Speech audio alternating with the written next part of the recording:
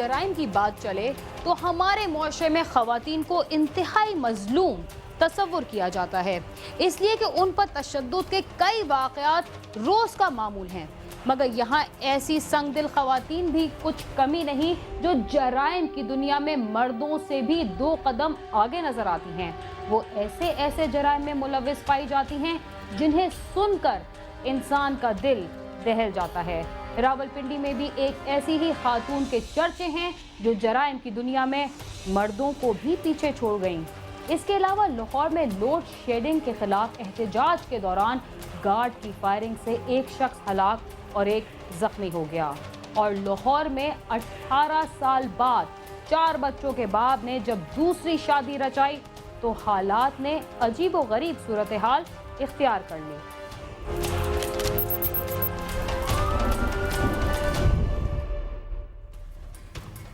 अगवा बराए तावान का जुर्म दहशतगर्दी के जुमरे में आता है, जिसका ट्रायल इंसदाद दहशतगर्दी की खुसूसी अदालतों में होता है। लेकिन क्या इस जुर्म में मुलव्विस गिरोह की सरगना एक खातून भी हो सकती है?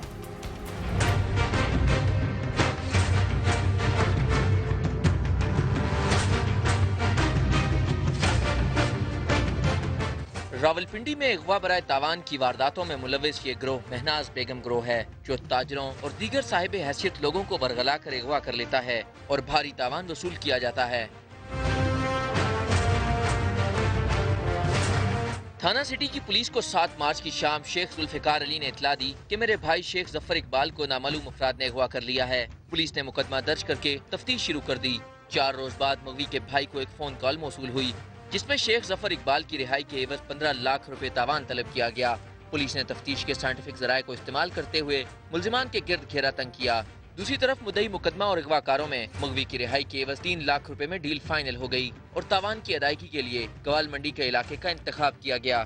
करोला जो इनमें से एक मुल्जिम के पास थी, उस पर जिस टाइम ये आए हैं और इन्होंने उधर वो पैसे लिए हैं, तो जो मुद्दई मुकदमा था उसने हमें इशारा करके बता दिया कि यही वो अफराद हैं। इन्होंने पैसे लेकर उन्हें कहा कि तुम्हारे भाई को हम थोड़ा सा आगे जाके ड्रॉप कर देंगे, लेकिन बर वक्त हमने रेड कर मौके पर ही न सिर्फ मगवी को बाजियाब कराया, तावान की तमाम रकम जो थी वो बरामद की, एक नाजायज़ पिस्टल जो था वो भी एक मुल्ज़िम से रिकवर किया और उन्हीं की निशानदही पर बकिया जो 2 मुल्ज़िमान थे, क्योंकि ये 5 अफराद का गैंग था, बकिया जो 2 मुल्ज़िमान थे उनको बर वक्त रेड कर डोग चौधरियाँ इलाका थाना एयरपोर्ट के एरिए में, जहाँ वो जिस घर में रिहाइश पजीर थे और जहाँ पर मगवी को रखा भी था, उन्होंने वहाँ से उनको बाजियाब किया, हमने मतलब गिरफ़्तार किया और मगवी का जो मोटरसाइकिल जो था वो भी हमने उनसे बाजियाब कर लिया। इब्तदाई तफ्तीश में मुल्जिमान ने बताया कि गिरोह की सरगना महनाज बेगम है, जो पहले किसी भी शख्स से ताल्लुकात कायम करती है और फिर गिरोह के दीगर लोग मुकर्रर जगह पर पहुंचकर इसे अगवा कर लेते हैं और यही तरीका वारदात शेख जफर इकबाल के साथ भी किया गया।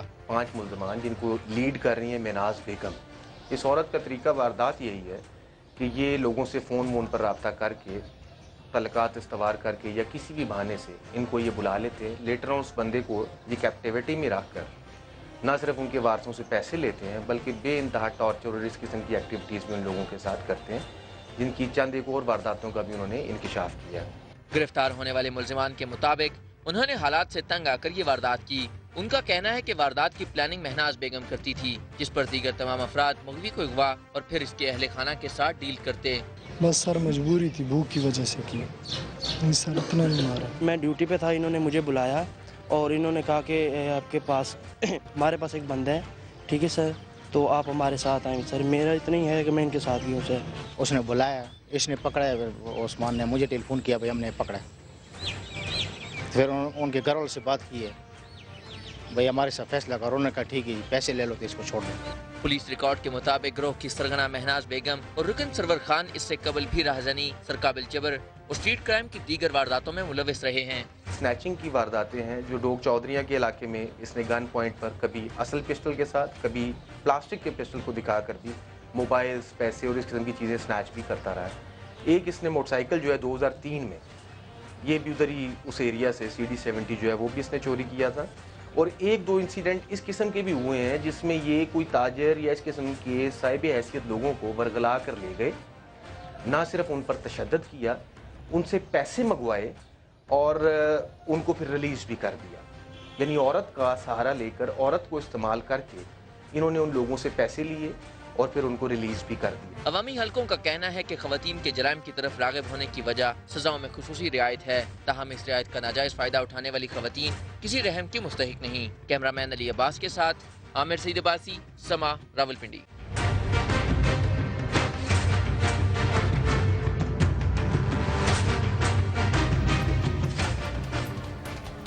कोई खातून किसी को अगवा करने में मसरूफ हो या कम आमदनी वाला शख्स दूसरी शादी कर ले, दोनों सूरतों में अच्छे नताइज सामने नहीं आते। लाहौर में भी पहली शादी के 18 साल बाद 4 बच्चों के बाप ने जब दूसरी शादी की तो हालात ने क्या गुल खिलाए, आइए देखते हैं।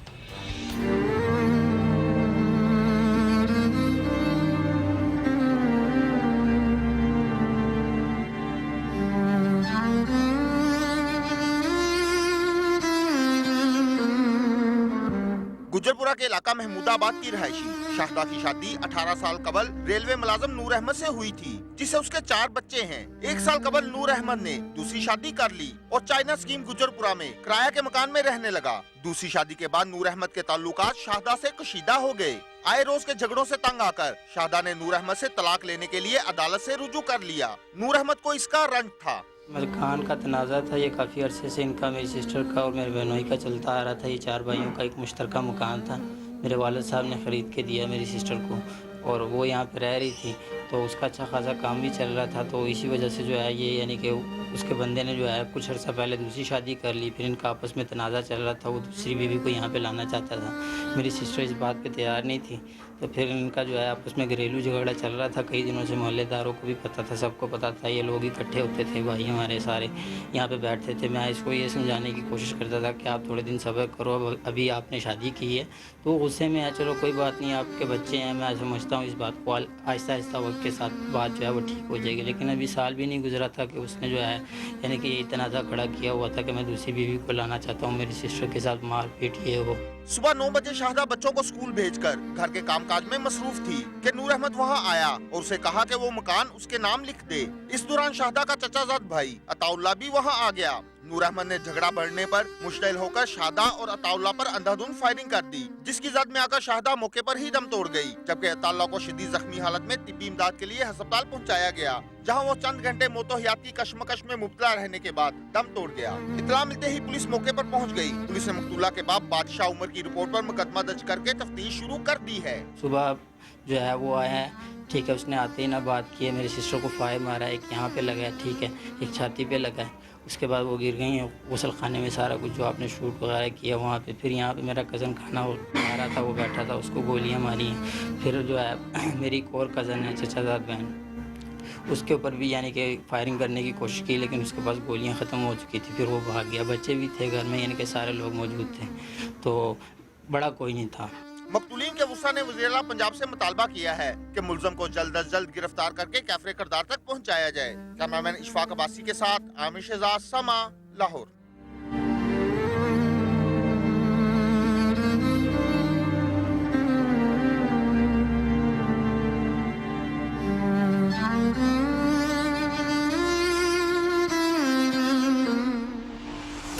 कराची के इलाके क्लिफ्टन में मुनक्किदा मुशायरे पर हमला करने वाला शख्स पुलिस मुकाबले में हलाक हो गया, जबकि कराची सेंट्रल जेल में तसादुम के दौरान हलाक होने वाला कैदी मलीर डेवलपमेंट अथॉरिटी का साबिक डिप्टी डायरेक्टर निकला।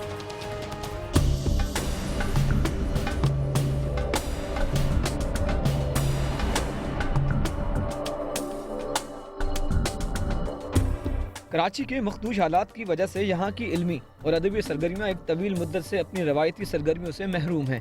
इसके बावजूद यहाँ के अदबी और समाजी हल्के स्टेज ड्रामों और अदबी सरगर्मियों के इनेकाद में मसरूफ रहते हैं, लेकिन चंद नाअकबत अंदेश लोग इन चीज़ों को, इन सरगर्मियों को बर्दाश्त नहीं कर पाते। इतवार के रोज़ भी कराची में एक ऐसा ही वाक़या पेश आया, जहाँ कराची के पोश इलाके क्लिफ्टन में मुनक्किद किए जाने वाले मुशायरे में भी शहर की अहम और सियासी और समाजी शख्सियात शरीक थीं। इसी दौरान मुशायरे के बाद नामालूम अफराद ने फायरिंग कर दी, जिससे तकरीब में भगदड़ मच गई। सिक्योरिटी पर तैनात पुलिस ने भी जवाबी कार्रवाई की, जिसके नतीजे में एक मुबैना हमला आवर भी मारा गया, जिसकी शनाख्त कामरान के नाम से हुई। वाक़े का मुकदमा बोर्ड बेसिन थाने में नामालूम अफराद के खिलाफ दर्ज करने के बाद फायरिंग के इल्ज़ाम में 10 से ज़ायद अफराद को गिरफ्तार कर लिया गया। पुलिस के साथ मुबैना मुकाबले में मारे जाने वाले कामरान उर्फ कामी की नमाज जनाजा क्लिफ्टन शाह रसूल कॉलोनी में अदा की गई, जिसके बाद मुश्तइल अफराद ने हंगामा आराई की और फायरिंग करके इलाके में कारोबार और दुकानें बंद करा दी, जबकि इस मौके पर सिक्योरिटी के सख्त इंतजाम कर दिए गए थे। दूसरी तरफ कराची सेंट्रल जेल के अंदर 2 कैदियों के दरमियान लड़ाई के नतीजे में हलाक होने वाला 45 साला बशारत हुसैन मलिर डेवलपमेंट अथॉरिटी का साबिक डिप्टी डायरेक्टर निकला है। बशारत हुसैन धोखाधड़ी के केस में सितंबर 2011 से जेल में कैद था। मकतूल के भांजे हैदर का ये कहना था कि बशारत हुसैन को बेपनाह तशद्दुद करके कत्ल किया गया है और उसका इल्जाम था कि इस वाक़े में 1 से ज़ायद लोग मुलव्विस हैं, जिनके खिलाफ कोई भी कार्रवाई नहीं की जा रही। मुख्तसर वक्फे के बाद कराची में एक बार फिर पुरतशद्दुद वाक़यात का सिलसिला शुरू हो गया है, जिसके बाद शहरियों में तशवीश पाई जाती है। सालिक शाह, समा, कराची।